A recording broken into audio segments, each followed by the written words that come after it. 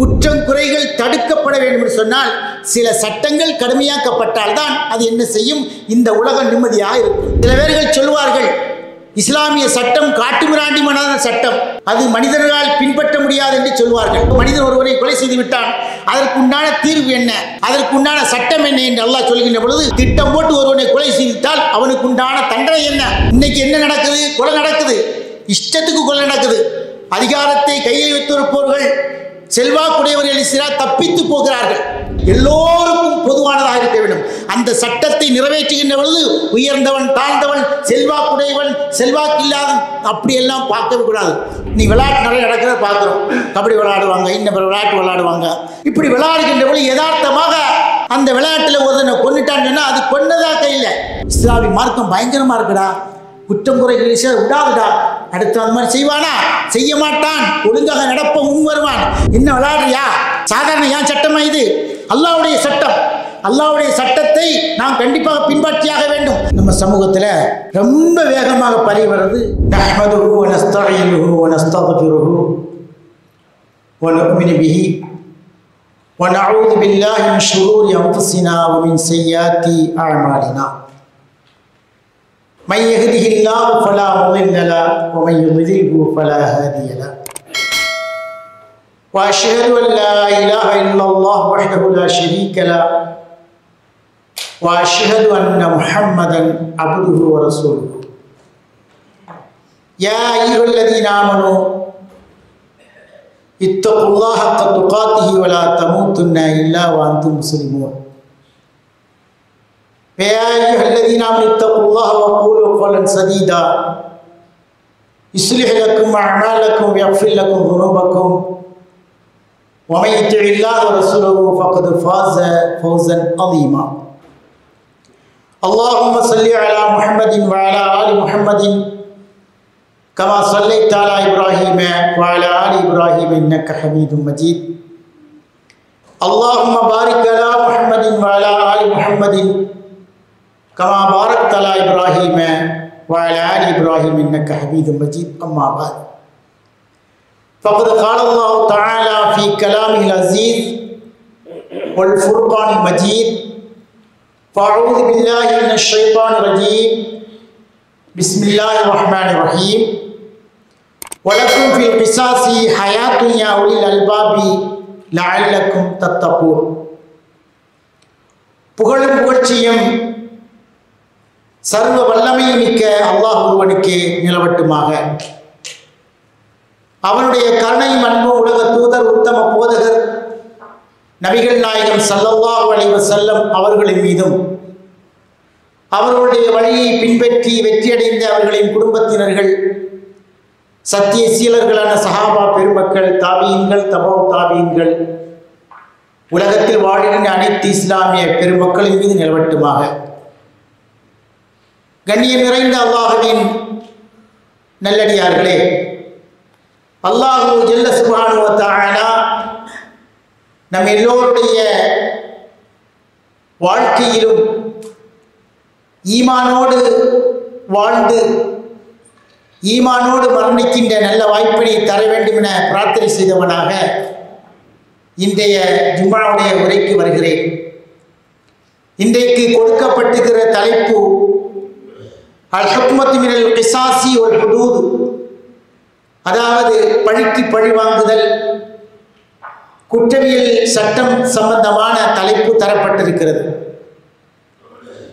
இந்த தலைப்பு தரப்பட்டதனுடைய நோக்கம், நம்முடைய இஸ்லாமிய மார்க்கம் பரிபூரணமான ஒரு மார்க்கம். இந்த மார்க்கம் வெறுமனே சடங்குகளையும் சம்பிரதாயங்களையும் சொல்லிவிட்டு போகக்கூடிய ஒரு மதம் அல்ல, இது ஒரு மார்க்கம். இந்த மார்க்கம் நமக்கு அழகான வழிமுறைகளை நமக்கு தந்திருக்கின்றன. ஒரு ஆரோக்கியமான சமுதாயம், ஒரு ஒழுக்கமான சமுதாயம் உருவாகி இந்த உலகத்திலே ஒரு நல்ல நாடு அமைய வேண்டும் என்று சொன்னால் இஸ்லாம் அதற்குண்டான அத்தனை வழிமுறைகளையும் மிகச் சிறப்பாக தந்திருக்கின்றன. அந்த அடிப்படையிலே குற்றவியல் சட்டம் என்கின்ற ஒரு மகத்தான சட்டத்தை இஸ்லாம் நமக்கு வகுத்து தந்திருக்கின்றன. இந்த குற்றவியல் சட்டம் என்பது பழிக்கு பழி வாங்குதல், கொலைக்கு கொலை செய்தல், இது போன்ற சட்டங்கள் எல்லாம் மேலோட்டமாக பார்க்கும் பொழுது அது நமக்கு மிக கடுமையாக இருக்கிறது என்று நமக்கு தோன்றும். ஆனால் மக்களுக்கு மத்தியிலே ஒரு சுமூகமான அமைப்பு உருவாக வேண்டும் என்று சொன்னால், மக்கள் சுபிட்சமாக வாழ வேண்டும் என்று சொன்னால், சில சட்டங்கள் கடுமையாக்கப்பட்டால்தான் அதன் மூலமாக இந்த நாடு நல்ல முறையில் இருக்கும். எப்படி ஒரு நிலத்தை நான் உழுது அதை பயிரிட்டு அந்த பயிர் நன்றாக வளர வேண்டும் என்று சொன்னால் களைக்கொல்லி தேவைப்படுகிறது, அதாவது பூச்சிக்கொல்லி மருந்து தேவைப்படுகிறது. இதெல்லாம் பயன்படுத்தினால்தான் அந்த பயிர் நன்றாக செழித்து வளரும். இல்லை என்று சொன்னால் நாம் பயிர்கொல்லியும் அடிக்கவில்லை, பூச்சிக்கொல்லியும் அடிக்கவில்லை என்று சொன்னால் என்ன செய்யும்? இருக்கின்ற பயிர்களையெல்லாம் அதை சாப்பிட்டு ஒன்றுமில்லாமல் ஆக்கிவிடும். அதே போலதான் இஸ்லாமிய மார்க்கம் இந்த உலகத்திலே சந்தோஷமான சுமூகமான ஒரு அழகான சமுதாயம் உருவாக வேண்டும் என்று சொன்னால், குற்றம் குறைகள் தடுக்கப்பட வேண்டும் என்று சொன்னால், சில சட்டங்கள் கடுமையாக்கப்பட்டால் தான் அது என்ன செய்யும்? இந்த உலகம் நிம்மதியாக இருக்கும். சில பேர்கள் சொல்வார்கள், இஸ்லாமிய சட்டம் காட்டுமிராண்டிமான சட்டம், அது மனிதர்களால் பின்பற்ற முடியாது என்று சொல்வார்கள். அவர்களுக்கே ஒரு பாதிப்பு வருகின்ற பொழுது இஸ்லாமிய சட்டம் தான் நமக்கு தேவைப்படுகிறது. அவர்கள்தான் கைக்கு கையெடுப்பார்கள், கண்ணுக்கு கண்ணெடுப்பார்கள், கொலைக்கு கொலை செய்வார்கள். அதன் மூலமாக இந்த உலகம் நிம்மதியாக வாழும் என்று எவர்கள் இஸ்லாத்தை எதிர்க்கிறார்களோ அவர்களே சொல்கின்ற காட்சியெல்லாம் இந்த நவீன உலகத்தில் நாம் பார்த்து வருகிறோம்.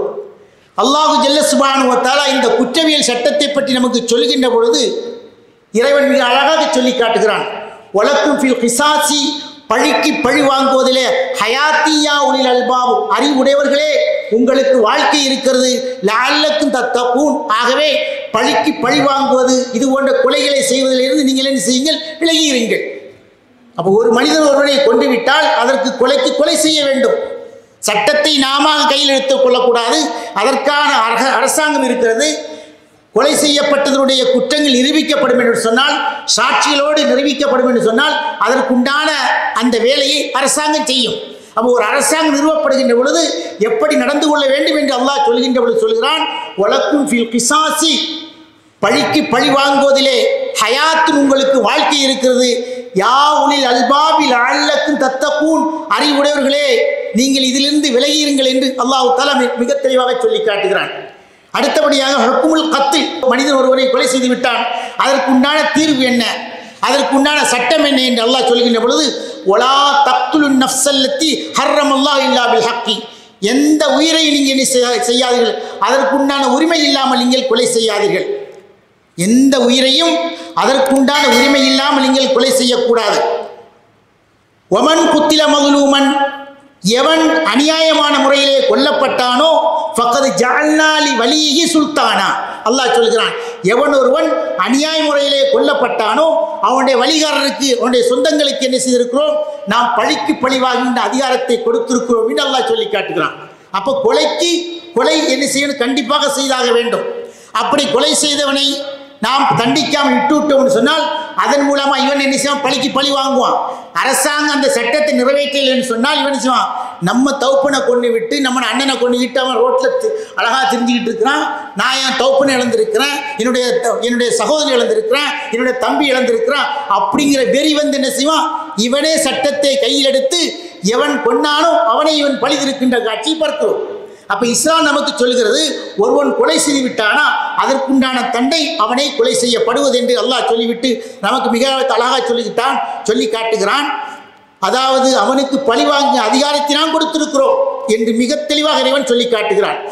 நபிகள் நாயகம் ஸல்லல்லாஹு அலைஹி வஸல்லம் சொல்லி காட்டினார்கள், லா யஹில்லு தமு இம்ராஇ முஸ்லிமின், எந்த ஒரு முஸ்லிமான ஆணுக்கும் எந்த ஒரு முஸ்லிமுக்கும் என்ன செய்யாது?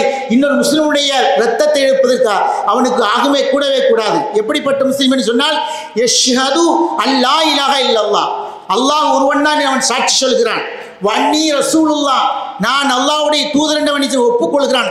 அப்படிப்பட்ட ஒரு முஸ்லிம் எந்த ஒரு ஆணையோ பெண்ணையோ கொள்வதற்கு அவனுக்கு அதிகாரம் இல்லை என்று சொல்லிவிட்டு அல்லாஹ்வின் தூதர் சொல்கிறார்கள், இல்லா இஹ்தா ஸலாசி, மூன்றே மூன்று குற்றங்களுக்காக வேண்டி, மூன்றே மூன்று காரியங்களுக்காக மட்டும்தான் கொலை செய்வதற்கு இஸ்லாம் அனுமதி தந்திருக்குது. அதில் என்ன? அந்நஃப்சு பின் நஃப்சி, ஒரு உயிருக்கு ஒரு உயிர். ஒருவனை கொண்டுட்டானா அவனுக்கு பதிலாக அந்த உயிரை நம்ம எடுத்துடணும். இரண்டாவது வஸ்ஸையிபு ஸானி, அதாவது திருமணம் முடித்தவன் அவனை விபச்சாரம் செய்து விட்டான், அந்த விபச்சாரம் நிரூபிக்கப்படும் என்று சொன்னால் அவனையும் கொலை செய்ய வேண்டும். ஒல் மாரிக்கு மின தீனி தாரிக்குல் ஜமா, அதாவது இஸ்லாத்தை ஏற்றுக்கொண்ட பின்னால் ஜமாத்தை விட்டு விலகி ஒருவன் முருத்தத்தாக மார்க்கத்தை விட்டு அவன் போய்விட்டான் என்று சொன்னால் அதன் மூலமாக மற்ற சமுதாயங்கள் செய்யும், அப்படி விலகி போகக்கூடிய சூழ்நிலை ஏற்படும். ஆகவே மார்க்கத்தை விட்டு மதம் மாறி போனவனையும் அவனை கொண்டு விடுங்கள். இந்த மூன்றே மூன்று காரியத்துக்கு மட்டும்தான் இஸ்லாம் என்ன சொல்கிறது? உயிருக்கு உயிர் எடுக்க வேண்டும் என்று மிக தெளிவாக சொல்லி காட்டுகிறது.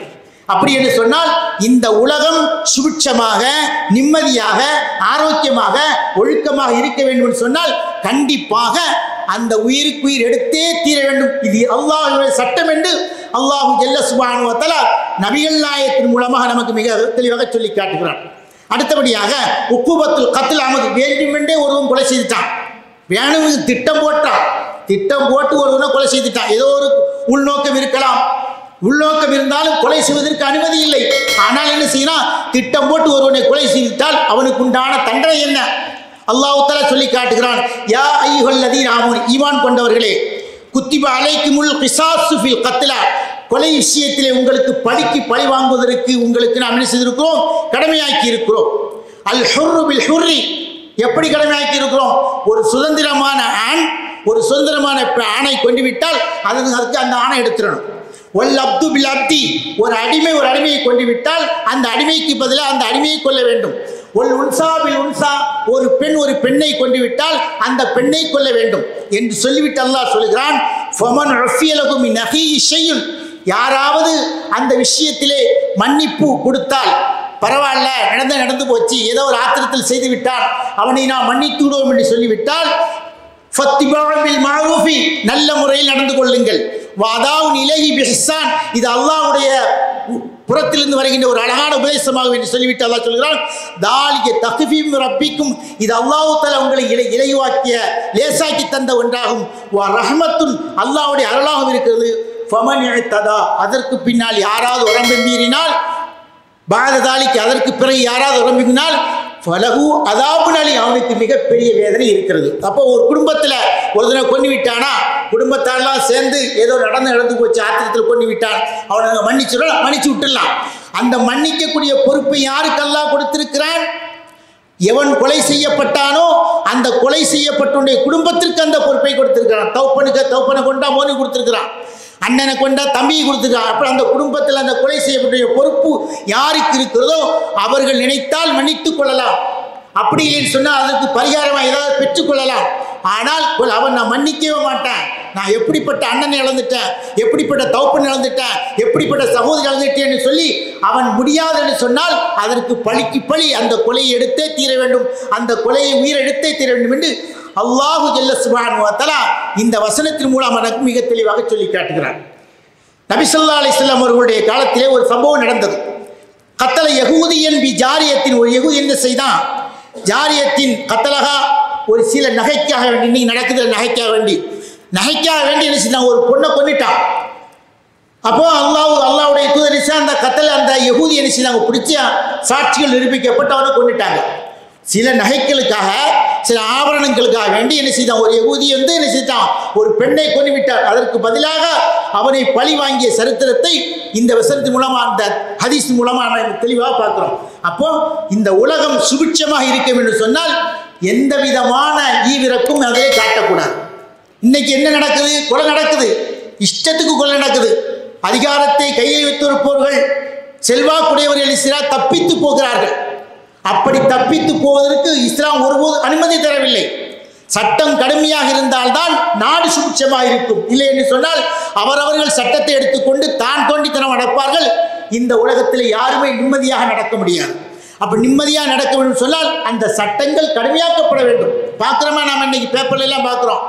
ஒரு தனிச்சு தான் கொலை பண்ணிட்டான், கொலை பண்ணோன்னு அவனை பிடிச்சி 25 வருஷம் ஜெயிலில் போடுறாங்க. அவன் ஜெயிலிருந்து கழித்து நிட்டு 25 வருஷம் கழிச்சு வருவான். அந்த ஜெயில் சுகபோகமான வாழ்க்கை, மணி அடித்தா சோறு, வாரத்துக்கு திரைப்படம், நோய் வந்தால் நொடிக்கு மருந்து மாத்திரை எல்லாம் கொடுக்குறாங்க. நம்ம சுபாவ மக்களுடைய வழிபடத்தில் நிம்மதியாக வாழ்வான். 25 வருஷம் கழிச்சு வெளியே வாரான், வெளியில் காத்து நிற்கிறான், எப்பண்டா வெளியே வருவோம் போட்டு தள்ளுறான். அப்போ என்ன நடக்குது? அவன் இழந்தவன் அவன் எண்ணிக்கொண்டிருக்கிறான், எப்படி நம்முடைய தௌப்பனை கொண்டு விட்டு இவன் ஜெயிலுக்கு போயிருக்கிறான், அங்கே போய் நிம்மதியாக அப்படி வாழணும்னு சொல்லிக்கிட்டு என்ன செய்ய வெளியே வந்து காத்திருந்து போட்டு தள்ளுகின்ற காட்சிகளை எல்லாம் நாம் என்ன செய்யறோம் பார்க்கிறோம். இஸ்லாம் சொல்றது ஒரு கொலை செய்துட்டானா அவனையா மக்கள் வழிபடத்தில் போட்டுக்கிட்டு அவனுக்கு நீண்ட நாள் சோறு கொடுத்தவனையா வளர்க்குற, அவனையா பாதுகாக்கிற, தன் குற்றம் நிரூபிக்கப்பட்டதா 6 மாசமோ 1 மாசமோ ஜெயிலில் போட்டு குற்றம் நிரூபிச்சா அவனை உடனே போட்டு தள்ளிட வேண்டும். அப்படி போட்டு தள்ளினால் குடும்பத்தை ஒரு இழந்தவன் நினைச்சான் பதிலுக்கு பதில் வாங்கியாச்சுப்பா, கவர்மெண்ட் நிறைவேற்றிய சட்டத்தை அப்படி நினைச்ச ஒதுங்கி போய் விடுவான். அப்படிப்பட்ட நிலைமை இந்த உலகத்திலே நாம் மிக அரிதாக தான் பார்க்கிறோம். 25 பேரை கொண்டவனும் ஜெயிலில் நிம்மதியாக இருக்கிறான், ஒரு ஆளை கொண்டவன் நிம்மதியாக இருக்கின்ற காட்சியெல்லாம் இந்த உலகத்திலே சட்ட திட்டங்கள் சரியாக இல்லை என்பதை மிக தெளிவாக காட்டுகிறது. ஆனால் இஸ்லாமில் சொல்கிறது அந்த சட்டம் கடுமையாக இருந்தால் மட்டும்தான் உலகத்திலே நிம்மதியாக. அரபு நாடுகளை பார்க்குறமே எங்கேயாவது மாதிரி பிரச்சனை நடக்குதா? அப்படி 1-2 நடந்தாலும் அதற்கு உண்டான தண்டனையை தயவு தாட்சிணியும் நிறைவேற்றுகின்ற காட்சியை பார்க்கிறோம். அவன் இந்த நாட்டு பிரஜையாக இருந்தாலும் சரி, குற்றம் நிரூபிக்கப்பட்டால் அதற்கு உண்டான தண்டனை எதுவோ அதை கொடுத்து நடக்கின்ற காட்சி மிக அருமையாக நாம் பார்த்து வருவோம். அது மற்ற நாடுகளே இல்லை. அதுபோல என்ன செய்யக்கூடாது, நடந்து கொள்ளக்கூடாது. இஸ்லாமிய சட்டம் அந்த அளவுக்கு மிக வலுவான சட்டம் என்பதை மிக தெளிவாக நாம் புரிந்து கொள்கிறோம். அது மட்டும் இல்லாமல் இக்கு தத்தலத்து இம்ராத்தானி மீன் ஹுதைல் என்கிற சமுதாயத்தை சேர்ந்த 2 பெண்கள் என்ன செய்தார்கள், ஒருத்தருக்கு சண்டை போட்டு கொண்டாங்க. சும்மா விளையாட்டுக்கோ எதுக்கோ சண்டை போட்டாங்க. அந்த சண்டை போட்டதில் ஒரு பெண் இன்னொரு பெண்ணை ஏதோ ஒரு கல் எடுத்து எரிஞ்சிட்டா. எரிஞ்ச உடனே கத்தலாக அந்த பெண்ணை நினைச்சுதான் இறந்து போயிட்டான். அந்த பெண்ணை இந்த பொண்ணு சாவடிச்சிட்டா. அப்போ இது என்ன செய்துச்சு, அந்த பொண்ணுடைய வயிற்றுல குழந்தை இருக்குது. அல்லாஹ்வுடைய தூதரிடத்தில் இந்த விஷயம் வந்து அவளிடத்தில் முறையிடுகின்ற பொழுது அல்லாஹ்வுடைய தூதர் செய்தார்கள், அந்த பெண்ணை குழந்தை பெற்று பாதுகாத்து வைத்து அந்த பெண்ணுக்கு பழி தீர்த்த காட்சியை பார்க்கிறோம். அப்போ அல்லாஹ்வுடைய தூதர் இந்த விஷயத்திலே எந்த தயவு தாட்சியையும் காட்டவில்லை. யார் எப்படி நடந்துகிட்டாலும் சரி குற்றமில்லாமல் இருக்க வேண்டும், இந்த சமுதாயம் ஆரோக்கியமான இருக்க வேண்டும் சொன்னால் இந்த சட்டத்தின் மூலமாக மிகப்பெரிய படிப்பினையை அல்லாஹு ஜல்ல சுப்ஹானஹு இந்த சமுதாயத்துக்கு தந்திருக்கிறார். அப்போ பார்க்கும்போது என்னடா கொலைக்கு கொலையா மோசமாக இருக்குது, என்ன காட்டு மிராண்டி தரமான சட்டம். அந்த சட்டம் இருந்தாதான் இந்த உலக நிம்மதியாக இருக்கும். ஒரு தடவை ஒரு குற்றம் செய்து போல சட்டத்தை நிறைவேற்றினா ஆஹா அரசாங்கம் கடுமையாக இருக்குது, இஸ்லாமிய சட்டம் மிக பயங்கரமாக இருக்குது, நாம் ஒழுங்காக நடக்கிறோம், குற்றமுறைகளில் ஈடுபடக்கூடாது, யாரையும் அழிக்கக்கூடாது, யாரையும் ஏசக்கூடாது, யாருக்கு எந்த விதமான கெடுதலும் செய்துவிடக்கூடாது என்பதிலே அவனிச்சோம் மிக கவனமாக இருப்போம். அப்போ சட்டம் என்பது எல்லோருக்கும் பொதுவானதாக இருக்க வேண்டும். அந்த சட்டத்தை நிறைவேற்றுகின்ற பொழுது உயர்ந்தவன் தாழ்ந்தவன் செல்வாக்குடையவன் செல்வாக்கு இல்லாதவன் அப்படியெல்லாம் பார்க்கவே கூடாது. குற்றம் நிரூபிக்கப்பட்டதா அவன் மிகப்பெரிய பணக்கார குடும்பத்தில் வந்திருந்தாலும் சரி, மிகப்பெரிய உயர்ந்த அந்தஸ்திலே உள்ளவனாக இருந்தாலும் சரி, இஸ்லாம் என்ன சொல்லுகிறதோ அந்த சட்டத்தை நிறைவேற்றுகின்ற பொழுது இந்த உலகம் மிக அமைதி பூங்காவாக திகழும். அமைதி பூங்காக திகழாமல் இருப்பதற்கு காரணமே சட்டத்தை ஏற்றி அந்த சட்டத்திலே மிகப்பெரிய ஓட்டையும் போட்டு வைத்து எப்படி தப்பிக்காங்கிற வழியை வகுத்து வைத்திருக்கார்கள். ஆனால் இஸ்லாம் சட்டத்தை ஏற்றியதோடு சரி, அதில் தப்பிக்கிறதுக்கு எந்த விதமான வழியை வகுத்து தெரியா. இது அல்லாஹ்வுடைய மார்க்கம். அல்லாஹ் ஜல்ல சுப்ஹானஹு வ தஆலா மிக அழகான முறையில் இந்த சட்டத்தை வகுத்து தந்திருக்கிறான். அந்த சட்டத்தை பின்பற்றி வாழ்கின்ற பொழுது எல்லோரும் நிம்மதியாக வாழ முடியும். உயிருக்கு பயந்து வாழ வேண்டிய அவசியம் இல்லை. ஏனென்று சொன்னால் இஸ்லாமிய சட்டம் அந்த அளவுக்கு மிக கடுமையான சட்டம் என்பதை இதன் மூலமாக தெரிகிறது. அதுபோல ஒரு மனிதன் என்ன செய்யறான், ஒரு மனிதன் விளையாட்டா, நீ விளையாட்டு நிறைய நடக்கிறத பார்க்குறோம், கபடி விளையாடுவாங்க, இன்னும் விளையாட்டு விளையாடுவாங்க. இப்படி விளையாடுகின்ற பொழுது யதார்த்தமாக அந்த விளையாட்டில் ஒருத்தனை கொண்டுட்டான்னு சொன்னால் அது கொன்னதாக கையில் விளையாட்டு விளையாடினாங்க, ஏதோ ஒன்று தவறுதலாக படாத இடத்துல பற்றிச்சு, அப்படிங்கும்போது இறந்து போயிட்டான். அப்படி அதற்குண்டான பரிகாரம் என்ன என்பதை பற்றி அல்லாஹ் தஆலா திருமறை குர்ஆனில் சொல்லி காட்டுகிறான். ஒமா கான லிமூமினின் ஐ யக்துல மூமின இல்லா ஹத்தான், எந்த ஒரு மூமினுக்கும் ஒரு மூமினை கொள்வதற்கு அதிகாரம் இல்லை, இல்லா ஹத்தான் தவறுதலாகவே தவிர. ஒமன் கத்தல மூமினன் ஹத்தான், எந்த ஒரு மூமின் தவறுதலாக ஒரு மனிதனை யதார்த்தமாக நடந்த விஷயத்தில் அவன் கொண்டு விட்டானோ ஃபத்தஹரீர் ரக்கபத்தின் மூமினத்தின், அதற்கு பரிகாரம் என்ன, ஒரு மூமினான ஆணை ஒரு மூமினான பெண்ணையோ அடிமை உரிமை விடுவது. வதியத்துன் முசல்லமத்துன் இலா அஹ்லிஹி, அந்த கொலை செய்யப்பட்டவனிடமிருந்து கொலை செய்தவனிடமிருந்து என்ன செய்யணும், உரிமைகளை பெற்று பணங்களை பெற்று குருதி பணத்தை பெற்று அந்த கொலை செய்யப்பட்டவனுடைய குடும்பத்திற்கு கொடுக்க வேண்டும் என்று சொல்லிவிட்டு அல்லாஹ் சொல்கிறான், இல்லா யஸத்தகு, அந்த கொலை செய்யப்பட்ட குடும்பம் அதை தர்மமாக கொடுத்தாலே தவிர, தர்மம் கொடுத்தா பரவாயில்ல ஏதோ விளையாண்டாங்க, அவங்க இன்னைக்கு என்னத்தா பழகுறாங்க, பல வருஷமாக பழகி இருக்கிறாங்க, ஏதோ ஒரு விளையாட்டுத்தனமா இவன் அடிக்காம அடிக்க படாடத்தில் பட்டவன் போயிட்டான், நாங்கள் மன்னிச்சிடும் அல்லாஹ்வுக்கு வேண்டி அப்படின்னு சொல்லி விட்டார்கள் என்று சொன்னால் அதை நாம் ஏற்றுக்கொள்ள வேண்டும். ஏன் அது எப்படி நீ விடலாம், அதெல்லாம் நீ பேசக்கூடாது. அந்த கொலை செய்யப்பட்ட குடும்பம் பொறுப்பேற்று விட்டார்கள், நாங்கள் இதை மன்னித்து விட்டோம், இதற்காக எந்த பழியும் தீர்க்க நாங்கள் விரும்பவில்லை என்று சொல்லி அந்த குடும்பத்தார்கள் தானாக முன்வந்து அந்த தர்மம் எங்களுக்கு நீ பணமும் தர வேண்டாம், பதிலுக்கு பதிலும் எங்களுக்கு வேண்டாம் என்று சொல்லி முன் வந்தால் ஊரார் உடன் நெருங்கி எப்படி அவங்க விடக்கூடாதுன்னு சொல்லி அப்படி என்ன ஊர்க்கேற்றி விடக்கூடாது, அவங்க ரெண்டும் ஒத்துக்கிட்டாங்க, ஒரு சால்வாயிட்டாங்க, போய் சொல்லி அந்த மாதிரி வெட்டி விட்டணும் என்று சொல்லிவிட்டு அல்லாஹ் சொல்கிறான், ஃபஇன்கான மின் கௌமின் அதுவிலக்கும், உங்களுக்கு எதிரான சமுதாயமாக இருந்து அதிலே ஒருவன் நீங்கள் கொண்டார்கள் சொன்னால் அந்த கொல்லப்பட்ட மூமினாக இருந்தால் ஃபத்தஹரி ரக்கபத்தின் மூமினத்தின், அதற்கு பரிகாரமாக ஒரு மூமினான அடிமை உரிமை விட வேண்டும். வைன்கான மின் கௌமின் பைனக்கும் பைன மீசாக்கும், உங்களுக்கு அவர்களுக்கு மத்தியில் உடன்படிக்கை இருக்கும் என்று சொன்னால் ஃபதியத்தின் முசல்லமத்தின் அஹ்லிஹி, அந்த குடும்பத்தார் கொலை செய்ய குடும்பத்தாருக்கு கொலை செய்வதிலிருந்து என்ன செய்யணும், பரிகாரமாக பணத்தை குருதி பணத்தை வாங்கி கொடுக்க வேண்டும் என்று சொல்லி அல்லாஹ் தஆலா சொல்லிவிட்டு சொல்கிறான். ஃபத்தஹரி ரக்கபத்தின் மூமினா, அடிமை உரிமையிட வேண்டும். இந்த ரெண்டும் கிடைக்கணும்னு சொன்னால் ஃபமல்லம் யஜிது ஃபஸியாமுன் ஷஹ்ரைனி முத்ததாபியைனி தௌபத்தன் மினல்லாஹ், அல்லாஹ்விடத்தில் மன்னிப்பு தேடுவதற்காக 2 மாதங்கள் தொடர்ச்சியாக நோன்பு நோக்க வேண்டும். வகான அல்லாஹ் அலீமன் ஹக்கீமா, அல்லாஹ் தஆலா எல்லாவற்றையும் அறிந்தவனாக இருக்கிறான், நுட்பமானவனாக இருக்கிறான். அப்போ அல்லாஹ் தஆலா தெரியாதனமாக நடந்த விஷயங்களுக்கு என்ன செய்யணும், இந்த மாதிரி நடந்து கொள்ள வேண்டும் என்று மிக தெளிவாக சொல்லி காட்டுகிறார்கள். உமர் ரலியல்லாஹு தஆலாவுடைய காலத்தில் என்ன செய்தாங்க, அன்ன குலாமன் குத்தில கில்யத்தன், கூட்டா சேர்ந்து ஒரு சிறுவனை கொண்டு போட்டாங்க, கூட்டா சேர்ந்து, அதாவது கூட்டு பாலியல் மாதிரி கூட்டுக்கொலை. ஒருவனையே நீ வடநாடுகளை பார்க்குறமா இல்லையா, ஒன்றும் தெரியாத அப்புறாணியை பிடிச்சி நெஞ்சில் மிதிச்சு வயிற்றில் மிதிச்சு காலு கையெல்லாம் ஒட்டிச்சு அந்த ஆளை தூக்கி போட்டு போயிடறானோ, ஏன் அந்த சட்டங்கள் சரியாக இல்லை, இஸ்லாமிய சட்டங்கள் அங்கே என்ன அதை ஃபாலோ பண்ணப்படவில்லை. அதனால கொலை என்பது இன்னைக்கு சர்வ சாதாரணமாக வாழை கொலையை வெட்டுற மாதிரி வெட்டி போட்டு போயிடுறான். அப்போ கூட்டு முயற்சியில் ஒருத்தனை கொலை விட்டால் அதற்கு உமர் ரலியல்லாஹு தஆலா கொடுத்த சட்டம் என்ன தெரியுமா, அந்த கூட்டு முயற்சி எவெல்லாம் அவ்வளோ வரையும் பிடிச்சி போட்டு தள்ளு. அடுத்த தடவை எவனா வருவானா, இப்படி நான் ஒருத்தர் தானே கொண்டேனா என்னை மட்டும்தானே பிடிப்பாங்க அப்படிங்கிற நினைச்சுக்கிட்டு என்ன செய்யறது, கூட்டா செய்தவனும் பிடிக்க மாட்டாங்க அப்படிங்கிற எண்ணத்தில் என்ன செய்யறது, இந்த மாதிரி சில பேர் ஈடுபடுவார்கள். கூட்டமாக செய்து கொண்டாங்க, யாருப்பா அடித்தா யார் பிடிச்சா யார் கடிச்சாங்கிறது தெரியாமல் போயிடும். அதனால தப்பிச்சான்னு பார்க்குறான். உமர் ரலியல்லாஹு தஆலா நீ என்ன செய்தான், கூட்டு முயற்சியில் ஒருவனை கொலை செய்தால் அந்த கூட்டம் என்ன அவ்வளோ வரையும் பிடிச்சி சோழி பிடிச்சிட்டாங்க.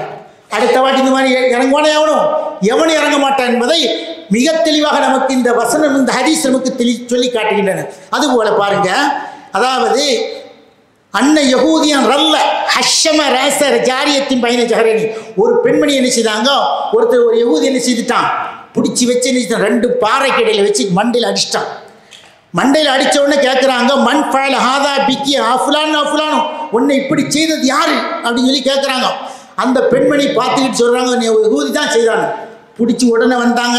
அந்த பொண்ணுக்கு அந்த யகூதி என்ன செய்தானோ அதை போலவே அவனே 2 கல்லுக்கடையில் வச்சு அவனுக்கு மண்டையில் அடித்து அந்த காயத்தை ஏற்படுத்தி என்ன செஞ்சிட்டாங்க, போ விட்டாங்க.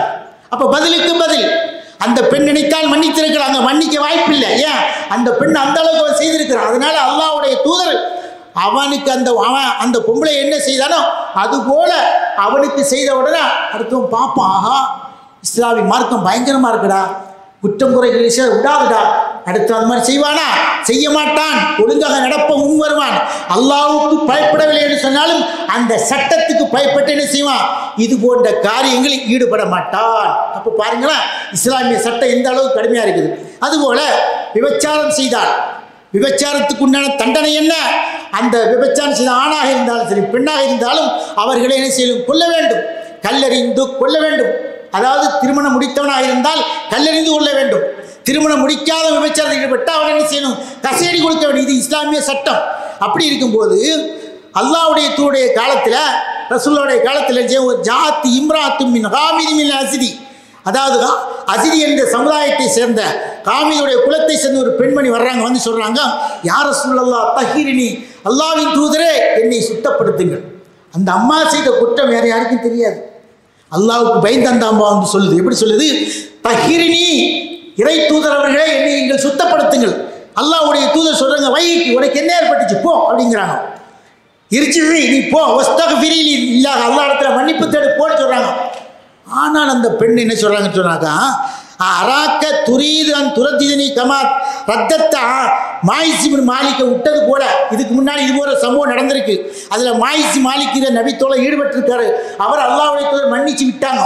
இந்த சம்பவத்தை அந்த அம்மா கையில் எடுத்துக்கிட்டு அவரை விட்ட மாதிரி என்னை விட்டு பார்க்குறீங்களா, நான் அதுக்கு சம்மதிக்க மாட்டேன்.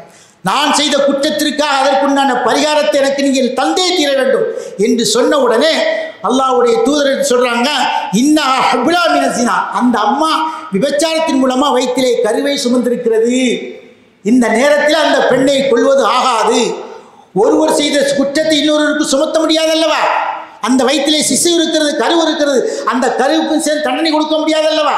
அதனால அந்த அம்மா குழந்தை பெற்றுக்கிற வரைக்கும் என்ன செய்யறாங்க, அவகாசம் கொடுக்குறாங்க. அவகாசம் கொடுத்துக்கிட்டு சொல்றாங்க, அன்சாரி ஹத்தா வலாத்து. அப்போ ஒரு சஹாபி என்ன செய்றார், அன்சாரி தோழர் பொறுப்பேற்கிறார். அந்த பெண்மணியை நான் பராமரித்துக் கொள்கிறேன், அந்த பெண்மணி குழந்தை ஈண்டெடுக்கிற வரைக்கும் நான் பொறுத்துக் கொள்கிறேன்னு சொல்லி அந்த பொண்ணை அழைச்சிக்கிட்டு போறாங்க. அழைச்சிட்டு போன உடனே அந்த பொண்ணு அழகான முறையில் குழந்தையை பெற்றெடுக்குது. திருப்பி வர்றாங்க, அந்த தண்டனை எனக்கு தாங்கன்னு கேட்டு வர்றாங்க. இப்போ அல்லாஹ்வுடைய தூதர் பார்க்குறாங்க, எப்போ நீ குழந்தை பெற்றெடுத்து ஓகே, பால் குடிக்கிற குழந்தை இடத்தில் இருக்குது, நீ போய்விட்டால் அந்த குழந்தையை பராமரிப்பது யார், அந்த குழந்தை வளர்த்தெடுப்பது யார், அந்த குழந்தைக்கு பால் ஊட்டுவது யார் என்று அல்லாஹ்வுடைய தூதர் நினைச்சாங்க. அந்த பொண்ணுடைய கேட்ட உடனே ஒரு அன்சாரி தோழரை, அல்லாஹ்வின் தூதரே, அந்த பெண்ணுடைய குழந்தைக்கு பால் கொடுப்பதற்கு என்னிடத்தை செவிலித்தாய் இருக்கிறார், ஆகவே அந்த செவிலித்தாயின் மூலமாக அந்த குழந்தைக்கு பால் கொடுக்கக்கூடிய பொறுப்பை நான் ஏற்றுக்கொள்கிறேன் என்று சொன்ன பிறகு அல்லாஹ்வுடைய தூதர் அந்த பெண்ணுக்கு என்ன செய்தார்கள், அந்த தண்டனை நிறைவேற்றினார்கள். தண்டனையை பார்க்கும் பொழுது என்னடா பயங்கரமாக இருக்குதே, இதெல்லாம் இருந்தால் தான் விபச்சாரம் நடக்காது, இதெல்லாம் இருந்தால் தான் ஒழுக்கமான ஒரு சமுதாயம் உருவாகும். ஒருத்தி இந்த மாதிரி ஒருத்தி இந்த மாதிரி தண்டனையை கொடுத்து விட்டோம்னு சொன்னால் எல்லோரும் பயப்படுவார்கள். அல்லாஹ்வுக்கு பயப்படுகிறாளோ இல்லையோ, இந்த சட்டத்துக்கு பயந்து இந்த ஒழுக்க ரீதியான செயல்களிலே அவர்கள் ஈடுபட மாட்டார்கள். இப்போ பாருங்க, ஆரோக்கியமான சமுதாயம் வேண்டும் என்று சொன்னால் இது போன்ற ஒரு சமுதாயம், இது போன்ற ஒரு சட்டம் நமக்கு கண்டிப்பாக தேவை என்பதை மிக தெளிவாக சொல்லி காட்டுகிறது. அதுக்கு அடுத்தபடியாக பாருங்க, அல் கிசாசு ஃபி ஆவாய் ஜஸ்மி, அதாவது உறுப்புக்கு உறுப்பெடுப்பது. ஒருத்தர் ஒரு மூக்கை உடைச்சிட்டான், அல்லது ஒரு பல்லை உடைச்சிட்டான், அல்லது கையை உடைச்சிட்டான், காலை உடைச்சிட்டான், இதுக்கு என்ன சட்டம் அல்லாஹ் சொல்லி காட்டுகிறான். உங்களுக்கு நாம் என்ன செய்திருக்கிறோம், அந்த சட்டத்திலே சிலவைகளை உங்களுக்கு அனுமதி தந்திருக்கிறோம், உங்களுக்கு கடமையாக்கி இருக்கிறோம். அது என்ன, அண்ணன் நஃப்ஸ பின் நஃப்ஸி, உயிருக்கு உயிர் எடுக்கிறது, ஒல் ஐன பில் ஐனி, கண்ணுக்கு கண் எடுக்கிறது. ஒருத்தர் வலது கண் எடுத்துட்டா சட்டம் நிரூபிக்கப்பட்டு வச்சுதா, குற்றத்தோடு நிரூபிக்கப்பட்டுதா, அந்த வலது கண்ணை எடுக்கணும், இடது கண்ணை எடுக்கணும். அதே மாதிரி ஒல் அன்ப பில் அன்பி, மூக்குக்கு மூக்கு, ஒல் உதுன பில் உதுனி, காதுக்கு காது, ஒல் சின்ன பி சின்னி, பல்லுக்கு பல்லு, ஒல் ஜுருக கிசாசுன், காயத்துக்கு காயம், அந்த காயம் கரெக்டாக இருக்கணும்.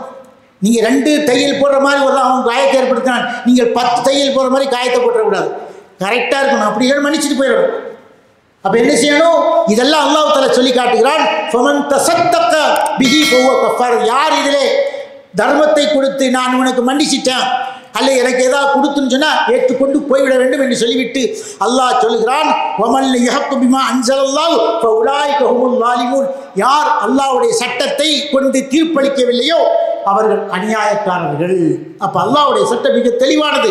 கண்ணுக்கு கண் எடுக்கணும், பல்லுக்கு பல் எடுக்கணும், மூக்கு எடுக்கணும், காதுக்கு காது எடுக்கணும். ஒரு காதுனா ஒரு காது, அந்த காது வலது இடது பார்த்துக்கணும், எவ்வளோ அர்த்தாங்கிறத பார்த்துக்கணும், அதெல்லாம் பார்த்து நடந்துக்கணும். ஆனால் இதை சரியாக நடக்க முடியாது நம்மளால். ஏன்னா கரெக்டாக அளந்து பார்த்தா வெட்ட முடியும், அளந்து பார்த்தா குத்த முடியாது.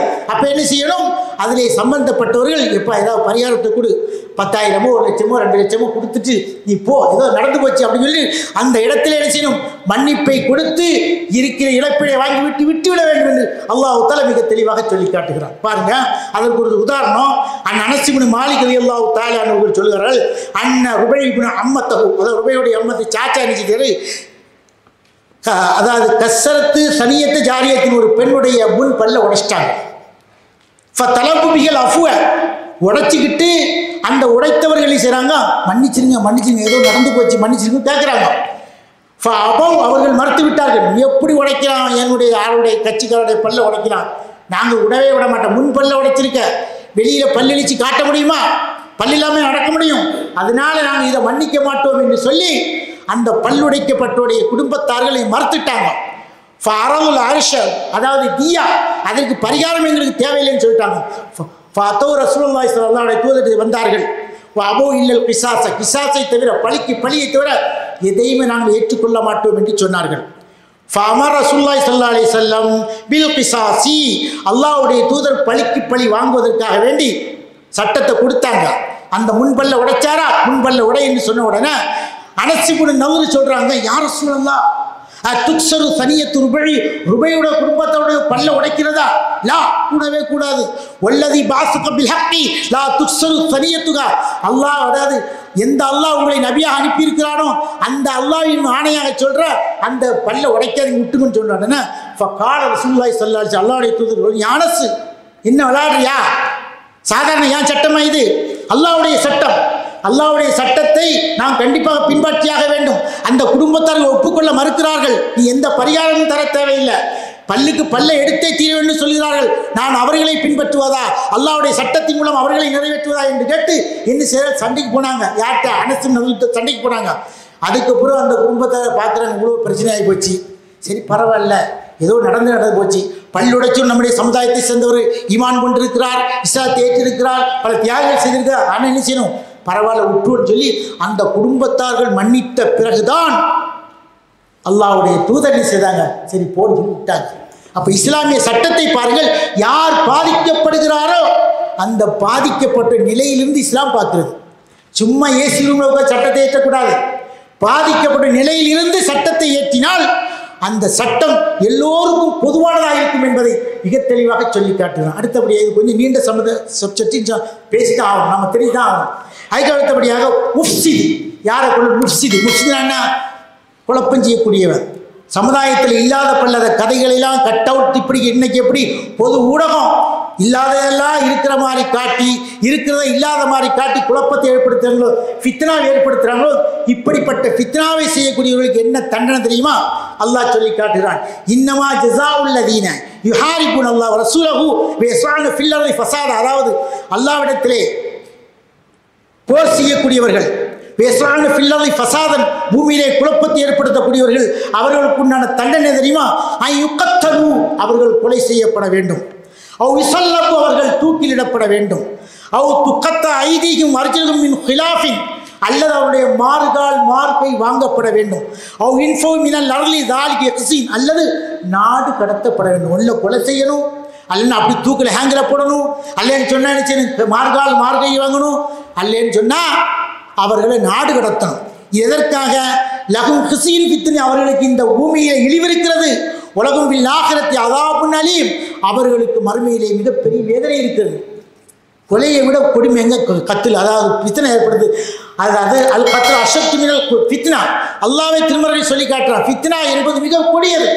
இந்த ஃபித்னா என்ற மிகப்பெரிய விஷம் மாதிரி, ஒரு பருவம் இல்லாத ஒன்று இருக்கிறத மாதிரி கட்டி விட்டானா அதன் மூலமாக சமுதாயமே சீரழிஞ்சு போயிடும். வடநாடுகளை நம்ம பார்க்குறோமா இல்லையா, முஸ்லீம் ஏதாவது ஒரு சின்ன தவறை செய்திருப்பான், அதை பெரியதாக்கி அப்படியே ஒரு சமுதாயம் இல்லாமல் ஆகக்கூடிய காட்சியெல்லாம் பார்க்குறோம். அதனால ஃபித்னா செய்யக்கூடியவன், குழப்பத்தை ஏற்படுத்தக்கூடிய தண்டனை என்ன? இந்த இறைவன் சொல்லக்கூடிய இந்த மூன்றில் ஏதாவது கொடுத்து அவனை காலி பண்ணிக்கணும். அப்படி காலி பண்ண அடுத்த எவன் என்ன செய்ய மாட்டான், அந்த மாதிரி ஃபித்னா பண்ணதை ஈடுபட மாட்டான் என்பதை மிக தெளிவாக அல்லாஹ் தஆலா என்ன செய்கிறான் சொல்லி காட்டுறான். அதற்கு முன்னால் சொல்லி காட்டுறான், இல்லல்லதீன தாபு மின் கப்லி அன் தக்தீரு, அந்த சட்டத்தை நிறைவேற்றப்படுவதற்கு முன்னால் எந்த ஃபித்னாவை எவன் செய்தானோ அவன், நான் இறைவனுக்காக என்ன செய்கிறான், நான் இந்த மாதிரி செய்துட்டேன், இனிமேல் அந்த மாதிரி செய்ய மாட்டேன், என்ன மன்னிச்சுன்னு சொன்னாக்கா அதுக்கப்புறம் மன்னிச்சு விடுங்க, மேற்கொண்டு செய்தால் விடாதீங்க. ஏதோ செய்துட்டான், மன்னிப்பு கேட்றான், நான் செய்த தப்பு தான் உணர்ந்துக்கிட்டான், உணர்ந்து திரும்பி வந்தான்னு சொன்னால் அப்போ என்ன செய்யாது? அவனை கொல்ல வேண்டாம், தூக்கிலிட வேண்டாம், அவனை அந்த மார்கழி வாங்க வேண்டாம், அவனை நாடு கடத்த வேண்டாம், மன்னிச்சு விட்டுன்னு சொல்லி அல்லாஹ் தஆலா சொல்லிவிட்டு ஃபஅலமு அன்னல்லாஹ் கஃபூர் ரஹீம், நிச்சயம் அல்லாஹ் தஆலா அவன் மன்னிப்பவன் கிருபையாளன் என்பதை நீங்கள் புரிந்து கொள்ளுங்கள் என்று அல்லாஹ் தஆலா மிக தெளிவாக சொல்லி காட்டுகிறான். அடுத்தபடியாக அஸ்ஸானியத்து வஸ்ஸானி, அதாவது விபச்சாரம் செய்யக்கூடிய ஆணுக்கும் விபச்சாரம் செய்யக்கூடிய பெண்களுக்கு என்ன செய்யுங்க? கல்லெறிந்து கொள்ளுங்கள். கல்லெறிந்து என்ன செய்ய? கொள்ளுங்க. குள்ள வாஹிதி மினா மேத்து ஜல்தா, அதாவது அவர்களுக்கு அதாவது கசையடி கொடுத்து அவர்களை கொள்ளுங்கள். வலா தவகுதுக்கும் பிஹிமா ராஃபத்து மீதீனினா, அல்லாஹ்வுடைய சட்டத்தை நிறைவேற்றுவதிலே எந்த விதமான இரக்கம் நீங்கள் காட்டக்கூடாது. என்குன்னும் தூமினுன்னா பில்லாஹி வல் யௌமில் ஆகிரி, நீங்கள் அல்லாஹ்வையும் அல்லாஹ்வுடைய தூதரையும் நம்பி இருந்தால் வேஷது அதாபஹுமா தாயிஃபத்தன் முஃமின், அந்த தண்டை நிறைவேற்றுகின்ற பொழுது ஒரு கூட்டம் பார்த்துக்கிட்டே இருக்கும், முஸ்லீமான கூட்டம், ஒரு முஃமினான கூட்டம் பார்த்துக்கிட்டே இருக்கும். ஒரு ஆண் ஒரு விபச்சாரம் செய்துட்டான், குற்றத்தோடு நிரூபிக்கப்பட்டால் எப்படி கரெக்டாக இருக்கணும்? எப்படி ஒரு மைக்கூட்டிலே ஒரு மைக்கூட்டு பாட்டில், அந்த மை பாட்டிலே பேனா எப்படி உள்ளே இருக்கிற மாதிரி பார்த்தா மட்டும்தான், சும்மா இட்டுக்கட்டிலாம் செய்யக்கூடாது. ஏன்னா ஒரு ஆளை கொல்ல போகிறோம், ஒரு ஆளுக்கு தண்டனை நிறைவேற்ற போகிறோம். அப்படி நிறைவேற்றுகின்ற பொழுது விபச்சாரம் செய்த விஷயத்தில் கரெக்டான சாட்சிகள் இருக்க வேண்டும். நேரில் பார்த்தியா, எப்படி பார்த்த எல்லாம் விளக்கமாக கேட்டு நிரூபிக்கப்பட்டால் அந்த நிரூபிக்கப்பட்ட ஆளை என்ன செய்ய வேண்டும்? கசையடி கொடுக்க வேண்டும் என்று அல்லாஹ் தஆலா மிக தெளிவாக சொல்லிவிட்டு அந்த கசையடி என்ன செய்யணும்? நேரில் பார்க்கணும். பார்த்தா தான் அடுத்த பெண்ணும் ஆணும் பயப்படுவாங்க. ஆஹா, மோசமான சட்டம், இந்த மோசமான அதாவது இந்த சட்டத்தை நமக்கு மோசமான எதுக்கு சொல்கிறா? அவங்க நினைக்கிறாங்க, ஓ மோசமான சட்டம். அல்லாஹ் மோசமான சட்டம் சொல்லல, இந்த சட்டம் கடுமையான சட்டம் தான். அந்த சட்டத்தை நிறைவேற்றுகின்ற பொழுது எல்லோரும் பார்க்கிறார்கள், பார்த்துவிட்டு இது போன்ற குற்ற செயலில் ஈடுபடக்கூடாது என்று மிக தெளிவாக ஒதுங்கியிருப்பார். அப்போ அல்லாஹ் தஆலா இந்த மாதிரி விஷயத்திலையும் என்ன செய்யலாம்? அந்த உயிரை பலி எடுக்கலாம் என்று இறைவன் மிக தெளிவாக சொல்லி காட்டுகிறான். ஆகவே அன்பான அல்லாஹ் நல்லடியார்களே, இஸ்லாமிய சட்டம் தான் ரொம்ப பர்ஃபெக்டானது, நேர்மையானது. இந்த சட்டம் இந்த உலகத்தில் ஆட்சி சொன்னால் இந்த உலகத்திலே ஜாதி கலவரம், மதக்கலவரம், மத மோதல்கள் எதுவுமே இல்லாமல் சுபிட்சமாக இருக்குன்னு சொன்னால் அல்லாஹ்வின் சட்டம் அந்த அளவுக்கு அழகான சட்டம். பார்ப்பதற்கு வெளிப்படையாக பார்த்தால் அது முள்ளா தெரியும், பார்த்து பலாப்பழம் மாதிரி இந்த சட்டம் வெளியில் பார்த்தா முள்ளு மாதிரி இருக்கும். அதை நம்ம பிறந்து பார்த்தோம்னு சொன்னால் அவ்வளோ அழகான சுளைகள் இருப்பது போலதான் இந்த சட்டம் வெளியில் பார்த்தா நமக்கு மோசமான முறையில் தெரியும். ஆனால் அந்த சட்டத்தை நிறைவேற்றுகின்ற பொழுதுதான் இந்த சமுதாயம் அது போன்ற தவறுகளில் ஈடுபடாமல் நேர்மையாக, ஒழுக்கமாக, பண்பாடுகளாக இருப்பார் என்பதை இந்த வசனம், இந்த ஹதீஸ்லாம் நமக்கு சொல்லி காட்டுகிறது. ஆகவே அந்த சட்டத்தை நாம் மனதில் வைத்து இந்த உலகத்திலே மற்றவர்கள் அந்த சட்டத்தை நிறைவேற்றாவிட்டாலும் நாம் அதுபோல குற்ற செயலில் ஈடுபடாமல் அல்லாஹ்விடத்திலே என்ன செய்யணும்? நல்ல அழகானவர்களாக வாழ வேண்டும். அதற்குண்டான வாய்ப்பு அல்லாஹ் தஆலா நம் அனைவருக்கும் தருவான். பாரக்கல்லாஹ். அல்ஹம்துலில்லாஹ். எல்லாம் வல்ல அல்லாஹ்வின் நல்லடியார்களே, அடுத்தபடியாக இன்னைக்கு நம்ம சமூகத்தில் ரொம்ப வேகமாக பரவி வர்றது குடியும் ஒரு குற்றம்தான். இன்றைக்கி குடிக்காதவனை யாருமே என்ன செய்யறதில்ல, மதிக்கிறது இல்லை, மாறிப்போச்சு. ஆரம்ப காலங்களில் எல்லாம் எவனாவது ஒருத்தன் இலைமறை வாக்காக குடிப்பான், அப்படி வருவான். அப்படி போக போக இன்றைக்கி யார் குடிக்காமல் இருக்கிறா? எல்லாம் தான் குடிக்கிறானே, மனுஷன்னா குடித்தான் ஆகணுங்கிற மாதிரி சட்டத்தை என்ன செய்கிறாங்க, கொண்டு வந்துட்டாங்க. இன்றைக்கி அதை குடிக்கிறதுக்காக வேண்டி ஊக்குவிக்கிறாங்க. ஆனால் 2 நாளைக்கு 4 நாளைக்கு முன்னாடி பாருங்கள், குடிச்சிக்கிட்டு கேட்டு திறந்து விடாமல் போனதுனால ஒரு ஸ்கூல் வேனு போய் 4 பேர் அடிச்சுக்கிட்டு பாவம் அந்த பெற்றோர்கள் அது குழந்தைகளுக்கு தவிக்கிறதெல்லாம் பார்க்குறோம். இப்போ இதெல்லாம் எதனால் நடக்குது? குடியினால் நடக்குது. அப்போ இந்த குடியை இஸ்லாம் நமக்கு ஒருபோதும் அனுமதிக்கவில்லை. ஆரம்ப காலங்களிலே குடிப்பது அந்த மக்களுடைய அது அன்றாட வாழ்க்கையாக இருந்தது. அல்லாஹ்வுடைய தூதர் எப்பொழுது நபியாக வந்தார்களோ, நபியாக வந்த பின்னால் அந்த மக்களை கொஞ்சம் கொஞ்சமாக இஸ்லாத்தின்பால் வென்றெடுத்து அவரிடத்தில் இந்த ஒழுக்க ரீதியான ஒழுக்கங்கெட்ட எந்த செயலுக்கும் அவர்களை இல்லாமல் ஆக்கி நேர்மையான சமுதாயமாக உருவாக்கினார்கள். ஆனால் இன்றைக்கி நம்ம இஸ்லாமிய சமுதாயத்தில் இந்த குவைத்தில் பாருங்கன்னா எவ்வளோ பேர் குடிக்கிறான், தெரியாதனமாக குடிக்கிறான். எல்லா ரூம்லையும் குடிக்கிறவங்க இல்லாமல் இல்லைங்க, எல்லா ரூம்லையும் ஒருத்தன் குடிச்சிக்கிட்டு இருக்கிறான். அதுக்கு கள்ளச்சாராயம் அது இதுன்னு எல்லாம் விற்கிது, வாங்கி ரைட்டாக குடிக்கிறான். குடிச்சிக்கிட்டு முருகா பஸ் ஸ்டாண்டில் படுத்து கிடக்கிறதான் பார்க்குறோம். அவனுடைய குடும்பம் என்ன நிலைமை வருமோ? அப்போ இதெல்லாம் நம்ம ரொம்ப கண்காணிப்பாக இருக்க வேண்டும். அல்லாஹ்வுடைய தூதருடைய வருஷம் அந்த ஆட்சி காலத்தில் குடிக்கிறவங்களுக்கு தண்டனை என்ன தெரியுமா? மன் ஷரிபல் ஹம்ர ஃபி துன்யா, எவன் ஒருவன் குடிக்கிறான் அவனுக்கு உண்டான தண்டனை என்ன தெரியுமா? உலம் எத்து மின்ஹா, அவனுடைய எதுவுமே ஏற்றுக்கொள்ளப்பட நல்லா மன்னிக்க மாட்டானா. ஆகிரா, அவனுக்கு இந்த மறுமையிலே இது போன்ற குடிக்கின்ற வாய்ப்பு அவனுக்கு அங்கே கிடைக்காது என்று சொல்லிவிட்டு குடிக்கிறோடு கொடுக்கணும் தண்டனை தெரியுமா? ஃபில் ஹம்ரி ஃபில் செரீது ஒன்னியால், அவன் என்ன செருப்பால் அடிங்க. அவனுக்கு என்ன செருப்பால் அடிக்கணுமா? மக்களுக்கு மத்தியில் விட்டு செருப்பால் வாங்கிடணும். அல்லைங்கன்னா மட்டையை கொண்டு ஏதாச்சும் ஒன்று அடிச்சு அவனை என்ன காயப்படுத்தணும். காயப்படுத்த மற்றவன் பாப்பா குடிக்கிறது தப்புடா அப்படின்னு புரிய. சில பேர் அடிச்சு சொல்ல தான் கேட்பான். அப்போ அடிச்சு சொல்கிற மாதிரி அல்லாஹ்வுடைய தூதர் சொல்கிறாங்க, ஜலத அபூபக்கர் 40, அபூபக்கர் அல்லாஹ் நினச்சின்னா 60 அடி கொடுத்துருக்கான். யாருக்கு? குடிச்சோடுக்கு. முதல்ல குடிக்கிறானா சொல்லிடணும், எப்போ குடிக்காத தப்பு, மார்க்கம் தடைச்சிருக்கு செய்யாத. அடுத்த வாடி குடிக்கிறானா பிடிச்சி வாங்கணும், வாங்கிட்டா அடுத்தடி அவன் செய்வான். அப்போ அது எப்போ எந்தெந்த தண்டனை இஸ்லாம் சொல்ற தண்டனை எல்லாம் மக்களுக்கு மத்தியில் கொடுக்கணும். எல்லாரும் மீடியா பார்க்குற மாதிரி கொடுத்தா எவனுமே இது போன்ற குற்ற செயலில் ஈடுபட மாட்டான் என்பதை மிக தெளிவாக சொல்லி, அதுக்கு அடுத்தது இந்த ஹோமோசெக்ஸ்ன்னு சொல்லுவார்களே, ஆணும் பெண்ணும் சேர்றது, பெண்ணும் ஆணும் சேர்றது, இதெல்லாம் அந்த காலத்தில் லூத் நபி காலத்தில் வந்து ஆணும் சேர்ந்தாங்க. இன்றைக்கி அதை அப்படி இல்லை, பெண்ணும் சேரலாம், ஆணும் சேரலாம். ஆரம்ப காலத்துலலாம் அது எங்கேயோ நடந்துச்சு, போக போக அது குற்றமே இல்லை. இன்றைக்கி திருமணம் வரைக்கும் வந்துருச்சு. அதற்கு அல்லாஹ் தஆலா கொடுக்கக்கூடிய தண்டனை தெரியுமா? வஜத்துமுஹு மையாமல் அமல லூத்தின், யார் இது போன்ற லூத் நபியுடைய சமுதாயத்தில் உள்ளவரை செய்த குற்றத்தை செய்கிறார்களோ ஃபக்துலுல் ஃபாயில வல் மஃபூல, செய்தவனை செய்யப்பட்டவனையும் போட்டு தள்ளு, அல்லாஹ்வுடைய தூதர் சொல்றாங்க. அப்போ இந்த சட்டம் மிக மோசமான சட்டம். ஒரு ஆணும் பெண்ணும் சேர்றதுக்கு சந்ததி உருவாக, ஒரு ஆணும் சேர்றதுல நமக்கு என்ன கிடைக்க போகுது? ஒரு பெண்ணும் சேர என்ன கிடைக்க போகுது? ஒன்றுமே கிடைக்க போறதில்லை. அப்போ இந்த சட்டம் இந்த செயல் ஒரு மோசமான செயல். இதற்குண்டான தீர்வு ஒரே அடி அவர்களை கொலை செய்வது என்பதை அதையும் அல்லாஹ் தஆலா மிக தெளிவாக நபிகள் நாயகம் மூலமாக சொல்லி காட்டுது. அப்போ நம்முடைய சமுதாயம் ஆரோக்கியமான சமுதாயம் இருப்பதற்கு அல்லாஹ் தஆலா நம் அனைவருக்கும் உதவி செய்வானா. பாரக்கல்லாஹ். அஸ்ஸலாமு அலைக்கும் வரஹ்மத்துல்லாஹி தஆலா பரக்காத்துஹு.